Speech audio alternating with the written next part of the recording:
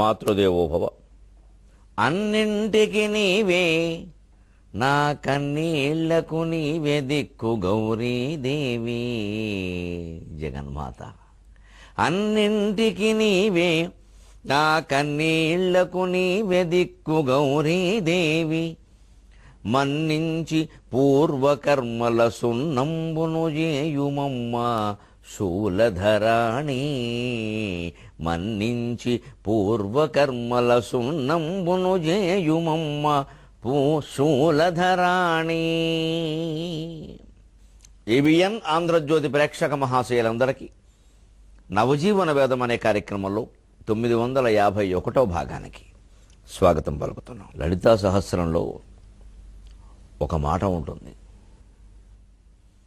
జన్మ మృత్యు జరా తప్త జన విశ్రాంతిదాయని సర్వోపనిషదుద్ఘుష్ట శాంత్యతీత కళాత్మిక. జన్మ మృత్యు జర తప్త జన విశ్రాంతిదాయిని. పుట్టడం, పెరగడం, వృద్ధాప్యంలో ప్రవేశించడం, మృతి చెందడం. అస్థి జాయతే వర్ధతే అపక్షీయతే నశ్యతి. పరిణమతే అపక్షీయతే నశ్యతి. అస్థి తల్లి కడుపులో ఉన్నాం, జాయతే బయటపడ్డాం, పుట్టాం, వర్ధతే వృద్ధి పొందుతున్నాం, బాల్యం, కౌమారం, యవ్వనం, ప్రౌఢ వయస్సు, అలాగే. పరిణమతే ఎప్పటికప్పుడు మార్పులు వస్తూ ఉన్నాయి. కళ్ళకి చత్వారం వచ్చింది, జుట్టుకి తెల్లదనం వచ్చింది. అపక్షీయతే క్రమంగా ధాతువులు క్షీణిస్తున్నాయి, చివరికి నశ్యతి. ఆ ధాతువులు కూడా చాలా చిత్రంగాను అస్థి నశ్యతి రెండు పరస్మైపదిలో ఉంటాయి. జాయతే వర్ధతే పరిణమతే అపక్షీయతే ఆత్మనేపదిలో ఉంటాయి. అంచేతను ఏదో ఉండడం ఆ పోవడం ఏమిటో తెలుసుకుంటే ఇక మిగిలిందంతా తెలుస్తుంది అబ్బాయి. దాన్ని ఆత్మగా భ్రమించే బదులు ఆ పెరగడం, వృద్ధాప్యంలోకి వెళ్ళడం, ఈ మార్పులను ఎప్పుడు క్రియాపదాల్లో ఆత్మనేపథిగా ఇచ్చారు, కానీ అవి ఆత్మ లక్షణాలు కావు, అవి శరీర లక్షణాలు. ఆత్మలక్షణం ఏమిటంటే మొదటిది అస్థి, తల్లి కడుపులో ఉండడం కాదు, అది ఉండడం అంతే. సత్, తత్ సత్. అందుకే హరిహి ఓం తత్ సత్ అంట. ఓం తత్ సత్, అది ఉంది అంతే. తత్ సత్, అది ఉంది అంతే. ఇంకా దానికంటూ ఏముండవు. ఇంకా ఆ స్థితికి చేరుకోవాలి. అదే సర్వోపనిషత్తు ఉద్ఘుష్ట, అన్ని ఉపనిషత్తుల్లోనూ చెప్పింది అదే. అప్పుడే శాంతి అతీత కళాత్మిక. శాంతికి కూడా అతీతమైనటువంటి కళను చేరుకుంటాం మనం. శాంతికి అతీతం ఏమిటంటే శాంతిగా ఉన్నాం అని అనుకుంటున్నామంటే ఇంకా శాంతిగా లేవన్నమాట. శాంతిగా ఉంటాడు, ఉన్నానని చెప్పడం. చెబుతున్నవాడు ఒకడు మిగిలితే శాంతి లేదు. చెబుతున్నవాడు కూడా శాంతిలో కలిసిపోవడమే నిజమైన శాంతి. అందుకే శాంతి అతీత కళాత్మిక అన్నారు లలితా సహస్రంలో. అది జరగాలి అంటే పూర్వజన్మ వాసనలన్నీ పోవాలి.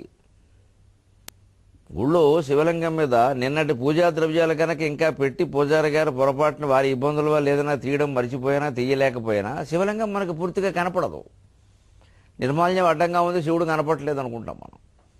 కాస్త అవి తీసి చెంబుడు నీళ్లు పోసి అభిషేకం చేస్తే బాగుండేది శివుడికి అనుకుంటాం.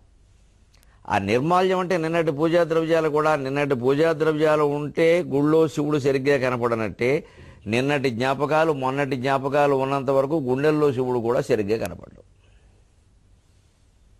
అవే పూర్వకర్మలు. వాటినే సున్నం చేయమని అడుగుతున్నావు ఇక్కడ అమ్మవారిని భక్తిగా. అన్నింటికి నీవే నా కన్నీళ్లకు నీవే దిక్కు గౌరీదేవి. ఏడవాలనిపించినా నీ దగ్గర ఏడుస్తానమ్మా. లోకుల దగ్గర ఏడిస్తే ఉపయోగం ఉంది, లోకు కట్టేస్తారు. ఇప్పుడు అస్తమానం ఏడుస్తున్నాడు, ఏడుపు మొహం అంటారు. నీ దగ్గర ఏడిస్తే ఏడిచినప్పుడల్లా ఓదారుస్తావు.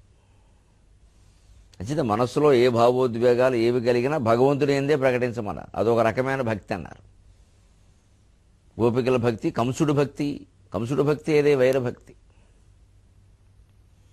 రకరకాల భక్తులు. అంచేతను పోనీ కరుణారసమయంగా దుఃఖపరమైనటువంటి భావం మీద అక్కడే ప్రకటిద్దాం. బయటికి చెప్పుకుంటే ఉపయోగం ఏముంది? అక్కడ చెప్పుకుంటే ఆవిడ ఆరుస్తుంది, తీరుస్తుంది, ఆరి తేరేలా చేస్తుంది.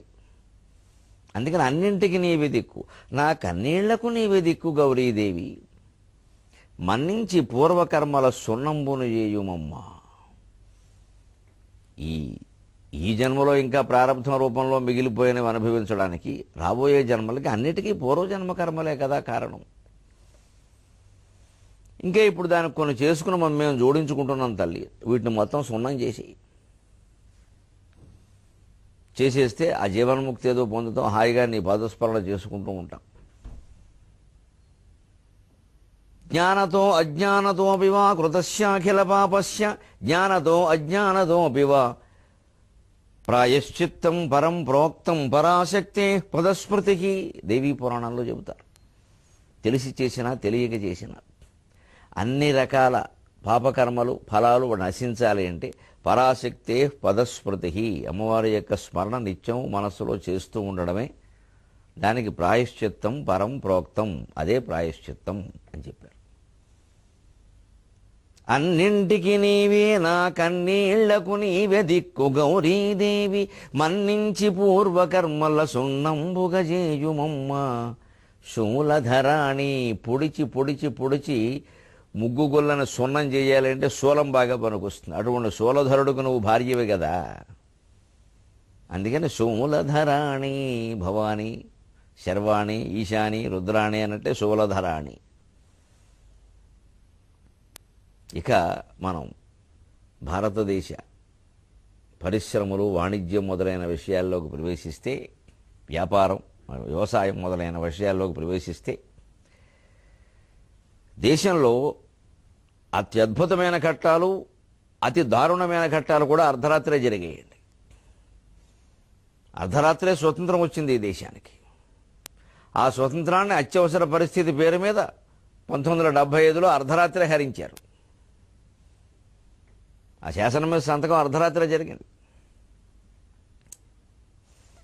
అర్ధరాత్రే డంకెల్ ఒప్పందం మీద సంతకాలు చేసి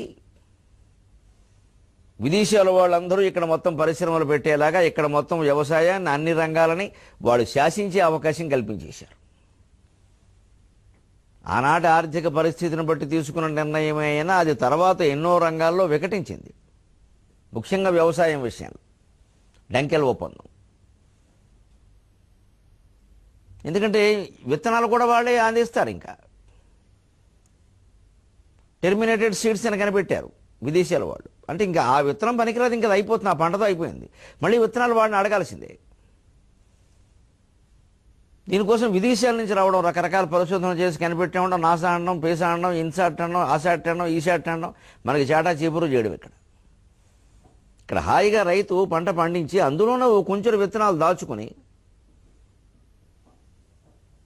పిల్లలను దత్తత చేసుకున్నట్టుగా ఆ తర్వాత ఆ విత్తనాలు పట్టుకెళ్ళి హాయిగా చల్లుకునేవాడు తను భార్య పొలం అంతా. అవి పండేవి. విత్తనాలకు ఎవరిని అడగాల్సిన పరిస్థితి ఎప్పుడూ చూడలేదండి ఓ 25 ఏళ్ల క్రితం వరకు. ఇవాళ విత్తనాల కోసం వరుసలో నిలబడుతున్నారు. ఆ ఇచ్చేమేమో పుచ్చు విత్తనాలు. కింద సంవత్సరం అమ్మగా మిగిలిపోయిన విత్తనాలు ఉంటే శుభ్రంగా తేదీ మార్చేసి ప్యాకేజ్ మార్చేసి అమ్మేస్తున్నారు. అవినీతికి ఎన్ని అవకాశాలు ఉన్నాయో అన్ని అవకాశాలు వినియోగించుకుంటారు మన వాళ్ళు. మత్తుమందుల మీద విపరీతమైనటువంటి నిర్బంధాలు విధించి రక్షక భటులు నానా తాపత్రయం పడి ప్రభుత్వం కూడా అన్ని విధాల చర్యలు తీసుకుంటూ ఉంటే మిరపకాయ మధ్యలో మత్తుబెళ్ళ, ఉల్లిపాయ మధ్యలో మత్తుబెళ్ళ. ఎక్కడి నుంచి ఎవరు ఆపుతారు? ఎన్ని ఉల్లిపాయలు కోస్తారు, ఎన్ని మిరపకాయలు కోస్తారు? తీసుకునేవాడు మానుకోవాలి, చేసేవాడు మానేయాలి. ఎన్ని నిర్బంధాలు అవుతే సరిపోతుంది. ఇది ఎన్నింటిని పరిశీలిస్తారు? ప్రతి మిరపకాయను కోస్తారా? ఇప్పుడు మన ఇంట్లో ఉన్న ఎండు మిరపకాయలైనా కోసి చూసుకోవాలి, అందులో ఏమైనా డ్రగ్స్ ఉన్నాయేమో. అలా రవాణా చేసేస్తున్నారు. మనుషుల శరీర అవయవాల్లో పెట్టేస్తున్నారు. అక్కడికి వెళ్ళాక మళ్ళీ శస్త్రచికిత్స చేసి తీస్తున్నారు. అంటే ఎన్ని నిబంధనలైనా పెట్టండి, మా అవకాశాలు మేము చూసుకుంటాం. ఇంత దారుణంగా ఉంది మానవ ప్రవృత్తి. దిగుబడి ఎక్కువన్న ఉపదేశము నమ్మి విదేశ బీజముల్ ఎగబడి కొంటిరి. ఈ పొడమినేది ఫలించును ఏది పుచ్చును తెగబడివారు చెప్పుటయు తీరికగా తమరెల్ల నమ్ముట. జగమొక గ్రామమేయనుట జాతుల స్వేచ్ఛను దోచుటేయగున్. జగమొక గ్రామమేయనుట జాతుల స్వేచ్ఛను దోచుటేయగున్. గ్లోబల్ విలేజ్ అని 20 ఏళ్లుగా ప్రాణాలు తినేశారు ప్రపంచం అంతటి. ఎందుకంటే మొత్తం విదేశాల్లో బాగా పాతుకుపోయి వేల కోట్ల లాభాలు సంపాదిస్తున్న బహుళజాతి సంస్థల వాళ్ళు మొత్తం పేద ప్రజలను దోచుకు తినడానికి పెట్టిన కార్యక్రమమే ఈ ప్రపంచీకరణ. ఇక మనం ఏదో దాన్ని చూడగానే అంత బలేనండి, ఇక్కడ ఇలా మేట నొక్కితే అమెరికాలో ఉండే యాపిల్కే ఇక్కడ వస్తుంది, అమెరికాలో ఉండే యాపిల్కే నీకు ఎందుకయ్యా అసలు, మేట నొక్కితే వస్తుంది అంటావు, మేట నొక్కితే ప్రాణం కూడా పోతుంది వేళ. ప్రకృతి విశేషం గమనిస్తేనండి కళ్ళు చెదిరిపోతాయండి నిజంగా. కొన్ని పంటలు, కొన్ని పళ్ళు, కొన్ని రకాల కూరగాయలు, కొన్ని రకాల ధాన్యాలు కూడా కొన్ని ప్రాంతాల్లోనే పండుతాయి, ఇంకో వేరే ప్రాంతాల్లో పండవు. కారణం ఏమిటంటే ఆ ప్రాంత ప్రజలు ఆ తిండి తిని బతకాలి, అందుకోసం భగవంతుడు అక్కడది పెట్టాడు. మనం ఇవాళ పత్రికలు చదివి టీవీలు చూసి లేకపోతే ఎవరో చెబితే విని ఏది గొప్పదో అది అందరికి కావాలి. ఇది ఎక్కువ బలం, ఇది ఎక్కువ బలం అనగానే ఆర్గానిక్ అని మొత్తం ఎక్కడ ఆర్గానిక్ మొత్తం అందులో మాయ తయారవుతుంది. అందరూ ఏది కోరుతున్నారో దానికే అమ్మకాలు ఎక్కువ ఉంటాయి, వెంటనే అక్కడ మోసం తయారవుతుంది. అందరూ అది కోరకూడదు. అందరూ దేవుడో అంటే దేవుళ్ళలోనే మోసం తయారవుతుంది, దేవుడి పేరు మీద మోసాలు జరిగిపోతాయి. ఎందుకంటే మనం దేవుడి చుట్టూ తిరుగుతున్నాం. అసలు నువ్వు ఏం చెబితే అది మేము నమ్మడానికి సిద్ధంగా లేం, మేము గొర్రెలం కాదు గుర్రాలం, మాకు సొంత బుద్ధి ఉంది అని ప్రతి మనిషి ఆలోచించి రుజువు చేయాలండి తన వ్యక్తిత్వాన్ని. అదే ఆత్మవిశ్వాసం. మనం ఏది తినాలో, మనం ఏది వాడాలో పత్రికల వాళ్ళు, టీవీల వాళ్ళు, ప్రకటనల వాళ్ళు, వ్యాపారపు కంపెనీల వాళ్ళు చెబుతారు. వాడి వ్యాపారం గురించి వాడు బాగుందని చెప్పుకోకపోతే వేరుగా ఎందుకు చెబుతారండి? మన అజ్ఞానం. కానీ ప్రకటనలో చెప్పింది నమ్మడం ఏంటండి? బుద్ధి తక్కువ. అసలు ప్రకటనలు అలా ప్రారంభం కాగానే టీవీ కట్టేస్తే వదిలిపోతుంది కూడా. ప్రారంభం కాగానే కట్టేయడమే, తర్వాత మళ్ళీ కార్యక్రమం వచ్చాక పెట్టుకుంటే లేతలేదు, కొంచెం ఆలస్యమైనా పర్వాలేదు. ఎందుకంటే 4 సార్లు ఒకటే ప్రకటన చూసామంటే బొరక పట్టేస్తుంది అది. పత్రికలో కూడా అంతే, ప్రకటన పేజీ రాగానే తిప్పేయడమే. దాన్ని చూడడం మొదలు పెట్టామంటే అది కారైనా పుకారైనా కొనాల్సిందే. 4 సార్లు చూస్తే అనిపిస్తుంది. అది అమ్మేవాడు దాని గురించి మంచి చెప్పకపోతే ఏం చెబుతాడు? వినియోగదారుల్ని, వాడకందారుల్ని మనం వ్యక్తిగతంగా మన బంధుమిత్రులు అడిగితే తెలిసిపోతాయి. పత్రికల్లో వచ్చే ప్రకటనలు నమ్మడం ఏంటి? దిగుబడి ఎక్కువ. ఎంతసేపు దిగుబడి ఎక్కువైనా దిగుబడితో పాటు రోగాలు కూడా దిగుతున్నాయి ఒంట్లోకి. దిగుబడి ఎక్కువన్న ఉపదేశమున విదేశ బీజములు ఎగబడి కొంటిరి. అక్కడ తయారైందట, ఎక్కడ తయారైందట, జర్మనీలో పరిశోధన చేశారట, నాసాలో పరిశోధన చేశారట. ఈ విత్తనం ఇలా వేస్తే ఓహో ఒక విత్తనం లక్ష కాయలు అవుతుందట అనగానే మనకి పంట, డబ్బు, ఐశ్వర్యం, భోగం, ఎదుటి వాళ్ళు అసూయపడేలా బతకడం, ఇదే మనకు కావాలి. కొనేసాం అంతే. ఈ పొడమిని ఏది ఫలించునో ఏది పుచ్చునో తెగబడి వారు చెప్పుటయు తీరికగా తమరెల్లా నమ్ముట. మీకేం బుర్ర లేదా అంటుంటారు. మీ భూమి మీద ఏది పండుతుందో, ఏది ఫలిస్తుందో, ఏది పుచ్చిపోతుందో వాడేవాడయ్యా చెప్పడానికి. ఇప్పుడు మన చరిత్రని ఇంగ్లీష్ వాళ్ళు రాస్తే చరిత్రని మనం నమ్మేసినట్టుగా అజ్ఞానంతో మన భూమిలో ఏం పండుతాయో ఏం లేదో వాళ్ళు పరిశోధన చేసి చెబుతారా? వాళ్ళకి అనుకూలంగా ఉంటుంది ఆ పరిశోధన ఫలితం. అది చిన్నపిల్లలు గ్రహించగలరు ఈ విషయాన్ని, చదువుకున్న వాళ్ళు గ్రహించలేకపోతున్నారు. వారు నిష్పక్షపాతంగా ఎందుకు మాట్లాడతారండి? అసలు అలా ఎందుకు ఊహిస్తాం మనం? వారు పరిశోధన చేసేదే వారి వ్యాపారం కోసం.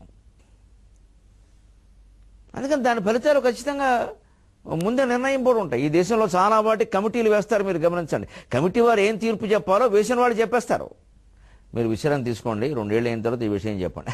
అలాగే సార్, అసలు నాకు మీరు ఈ కమిటీకి అధ్యక్ష పదవి ఇచ్చారు, సంతోషం అండి. ఏమిటో ఇదో రోగం వీడికి. వాడికి పదవి ఇస్తే సంతోషిస్తాడు.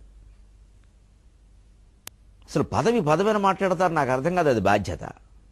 అది బాధ్యతగా మాట్లాడాలి. ఒక బాధ్యత అప్పగిస్తే సంతోషించడం ఏంటంటే భయపడాలి, బాధపడాలి. ఏమండి నేను చేయగలనంటారా? అవే లేదండి. నాకు ఇన్నాళ్ళకి అవకాశం ఇచ్చారు. ఏమిటి అవకాశం? కోర్టు తినే అవకాశమా, ఖాళీగా కూర్చునే అవకాశమా? చివరికి ఆ కమిటీ అధ్యక్షుడు ఈ నియమించిన పెద్ద మనిషి ఏం చెప్పమన్నాడో అదే చెబుతాడు. దానికోసం 2 ఏళ్ళు దండగా, 3 ఏళ్ళు దండగా, కాగితాలు దండగా, కంప్యూటర్లు దండగా, మొత్తం గోల్మాల్ మాయ. ప్రజలు మాయలో పడ్డారు. కమిటీ వేశారు అనగానే చల్లారిపోయినట్టే మొత్తం వ్యవహారం అంతా. చల్లారి చేయడానికి అదొక ఉపాయం. ఇక్కడ కమిటీలు ఇక్కడ వాళ్ళు వేసినవే ఇలా ఉంటే, విదేశీయులు వేసే రకరకాల చేసే పరిశోధనలు, వాటి కోసం వేసే సంఘాలు, వాటి అధినాయకులు మనకు అనుకూలంగా ఎందుకు మాట్లాడతారండి? తెగబడి వారు చెప్పుట తీరికగా తమరెల్లా నమ్ముట. జగమొక గ్రామమే ఎనుట జాతుల స్వేచ్ఛను దోచుటే ఎగును. ఉప్పాడ బట్టలు ఉంటే ఉప్పాడు చుట్టుపక్కలందరూ ఉప్పాడ బట్టలే కట్టేవారు. ధర్మవరం చీరలో ఉంటే ఆంధ్రదేశమంతా ధర్మవరం చీరలే కట్టేవారు. ఒక మహానటుడికి, నాటక పితామహుడికి ఇంటి పేరు అయింది ధర్మవరం. ధర్మవరం రామకృష్ణమాచార్యుడు. అజ్జరం ఇత్తడి చెంబులు అంటే అందరూ తణుకు వెళ్ళి అజ్జరం వెళ్ళి పనిగట్టుకుని అక్కడ ఇత్తడి చెంబులే తెచ్చుకునేవాళ్ళు. దానివల్ల పశ్చిమ గోదావరి జిల్లాలో కొన్ని వేల మందికి ఉపాధి దొరికింది. అజ్జరంలో అన్ని కుటుంబాలు ఇత్తడి మీదే బతికేవి. ఇత్తడిని పుత్తడిగా భావిస్తారు వాళ్ళు.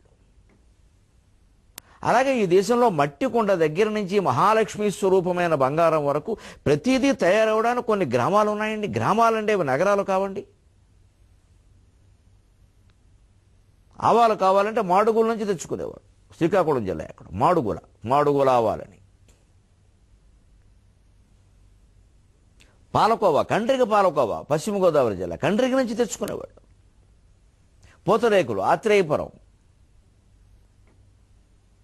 ఇలా ప్రతి పిండి వంటకి, ప్రతి పంటకి, ప్రతి వంటకి ఒక ఊరుంది ఈ దేశంలో.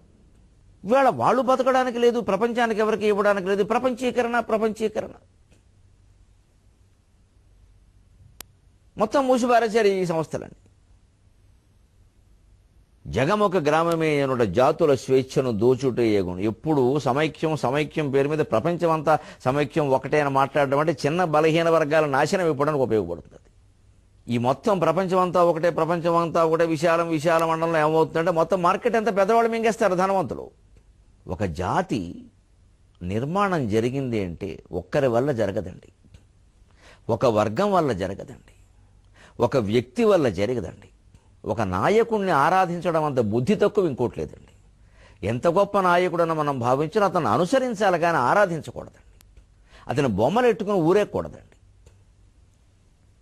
ఆయనలో మంచి లక్షణాలు ఏమున్నాయో గ్రహించి ఆచరించాలి, అనుసరించాలి.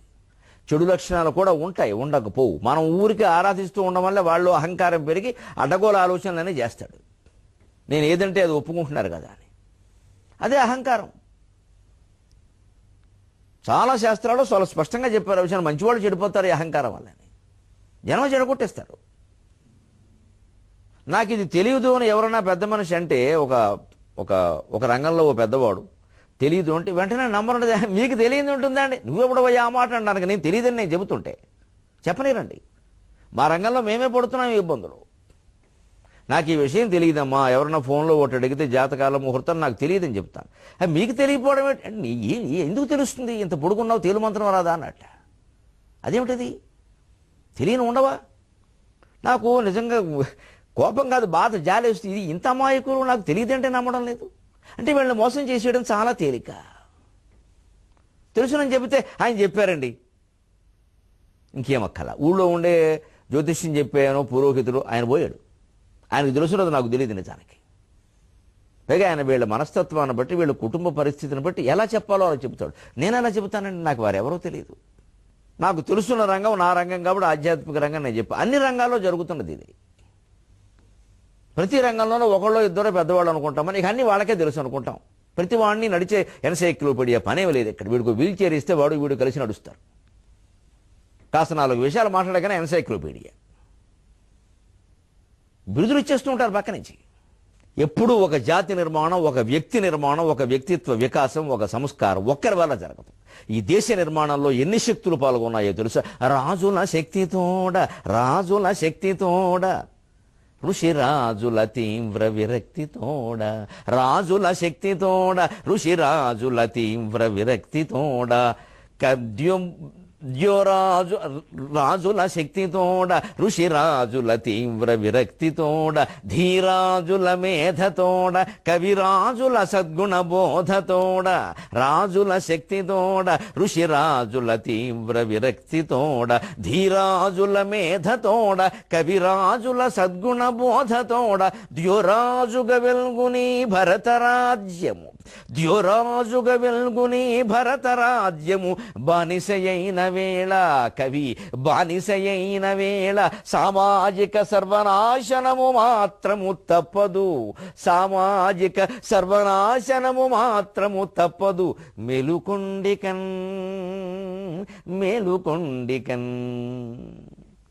ఈ తేలుకొండ నుంచి జాగ్రత్త పడి మేలుకొండయ్యా మీరు. ఒక వ్యక్తి జీవితంలో ఎదిగాడు అంటే ఎన్ని ప్రభావాలు ఉంటాయి. అతను ఒక్కడేనా? మనం చాలా తేలిగ్గా, వాళ్ళ వంశమే అటువంటిదండి, ఎంత తేలిగ్గానేస్తాడో అరుగు మీద కూర్చుని కాలు గోక్కుంటూను. వాళ్ళ వంశమే అటువంటి, అందులో పుచ్చిపోయినవి చాలా ఉన్నాయి. చరిత్ర బయటికి లాగు. ఎందుకు వంశాన్ని పొగుడతారు ఇక్కడ?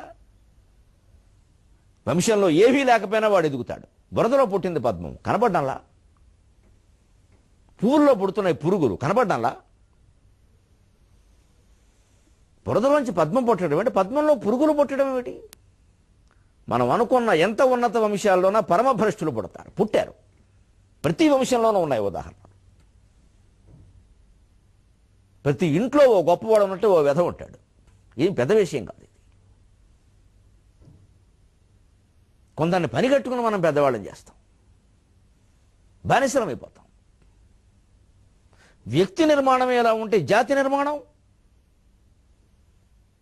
రాజుల శక్తి, ఋషిరాజుల విరక్తి, మేధావుల మేధాశక్తి, కవిరాజుల సద్గుణ బోధశక్తి, ఇన్ని కలిస్తే ఈ దేశం తయారైంది. ఒక దిలీపుడు దగ్గర నుంచి నిన్న మొన్నటి వరకు పరిపాలించిన రాజులందరూ ఎంత ధైర్యవంతులండి. వాళ్ళు శక్తి ప్రదర్శించారు. పరమ వైరాగ్యంతో ఉండేటువంటి జనక చక్రవర్తి కూడా సీతాస్వయంవరంలో అవసరమైతే యుద్ధం చేసి చితకూడా పంపించాడు మిగిలిన వాళ్ళని. నేను షరతు పెట్టాను, దానికి మీరు ఒప్పుకున్నారు. రాముడు విల్లు విరిచాడు, మీకెందుకు అసూయ అని చితకూడా పంపించాడు. అంతేగాని నేను వేదాంతం చదువుకున్నాను, యాజ్ఞవల్క్యుడి దగ్గర యుద్ధం చేయనని మాట్లాడాల. వేదాంత పద్ధతిలోనే యుద్ధం చేసి దంతాలు కొట్టి పంపించాడు. అది ఈ దేశం. అలాగే ఋషిరాజులు, వశిష్ఠ మహర్షి ఉదాహరణ అండి. ఎంత మహానుభావులు. ఎక్కడో సూర్యవంశం మొదలైనప్పటి నుంచి ఉన్నాడు ఆయన. లవకుశుల వరకు ఉన్నాడు ఏకంగా. ఇంకా అంత సుదీర్ఘకాలం ఆయన రాజగురువుగా ఉన్నప్పటికీ ఎప్పుడూ రాజకీయ వ్యవహారాల్లో జోక్యం చేసుకోలేదు. ఫలానా మనిషికి పదవి ఇమ్మని చెప్పలేదు. ఆయన అరణ్యంలోనే ఆయన ఉన్నాడు. దిలీపుడు, సుదక్షిణాదేవి వశిష్ఠ మహర్షిని సందర్శించాలంటే కొన్ని వందల మైళ్ళు దాటుకుంటూ అరణ్యానికి వెళ్ళారండి. అది ఆనాటి ఋషులు. రాముడు యోగ వాసిష్ఠుని నేర్చుకోవాలంటే వశిష్ఠుని ఇంటికి వెళ్ళాడు. వశిష్ఠుని రమ్మని చెప్పలేదు. అర్ధరాత్రి 1 గంటకి వెళ్ళి తలుపు తట్టాడు. ఎవరు నువ్వు అన్నాడు ఆయన అర్ధరాత్రి వశిష్ఠుడు. ఎవరు నువ్వు అంటే రాముడు విచిత్రంగా సమాధానం చెప్పాడు. 13 ఏళ్ల బాలుడు. ఎవరు నువ్వు అంటే అది తెలియకే వచ్చాను గురువు గారు అన్నాడు విచిత్రంగా. నేనెవరో తెలుసుకుందామని వచ్చాను అంతే, నేను రాముడు కాదని నాకు అర్థమైంది. నేనెవరో తెలుసుకుందామని వచ్చాను. వెంటనే అర్థమైంది వశిష్ఠుడికి, ఎవరో కుర్రాడు తీవ్ర వైరాగ్యంలో ఉన్నాడు, అతనికి ఇప్పుడు బోధించాలి, లేకపోతే నిరాశ నిస్పృహలకి లోనైపోతాడు అని వెంటనే తలుపు తీసి ఆ వనంలో గుమ్మం ముందు అర్ధరాత్రి 1 గంటకి యోగ వాసిష్టం ప్రారంభించాడమ్మా. ఆ విషయం తెలిసి దశరథ మహారాజు సంతోషించి, మహానుభావ చాలా గొప్పది ఇది, మీరు ఇక్కడ అరణ్యంలో ఎవరో ఒక అబ్బాయికి చెప్పడం ఎందుకు, మా అబ్బాయే కదా, ఇక్కడ చెప్పండి అందరూ వింటామని సభాసదులు వింటుండగా చెప్పించాడు. 32,000 శ్లోకాల యోగ వాసిష్టం విన్నాడు. అందరూ విన్నారు. విశ్వామిత్రుడు ఉన్నాడు అక్కడ, దశరథుడు విన్నాడు. రాముడికి ఎక్కింది, దశరథుడికి ఎక్కలేదు. దశరథుడు బతుకు యోగ వాసిష్టం అయింది, రాముడు బతుకు యోగ వాసిష్టం అయింది. ఎవరు నిర్ణయిస్తారు? అంత గొప్ప గ్రంథాలు అలా పుట్టేయండి. అపూర్వంగా ప్రపంచమంతా ఇవాళ ఆరాధిస్తున్న భగవద్గీత యుద్ధరంగంలో పుట్టింది. ఈ దేశంలో యుద్ధం వేరు, తపస్సు వేరని భావించాల. తపస్సును కూడా యుద్ధం అంత తీవ్రంగా చేశారు, యుద్ధాన్ని కూడా తపస్సులా భావించి చేశారు. రాజుల శక్తితోడ, ఋషిరాజుల తీవ్ర విరక్తితోడ, ఆ రాజుల ఆస్థానంలో ఉండేటువంటి రాజగురువులు ఎంత విరక్తులే ఉన్నారండి వాళ్ళు. జింక చర్మాలు కట్టుకుని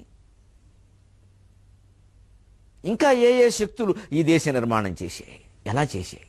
23.5 గంటల్లో మీరు ఊహించండి, నేను ఊహిస్తాను, అంతా కలిసి తెలుగులో ఊహిద్దాం. సెలవు.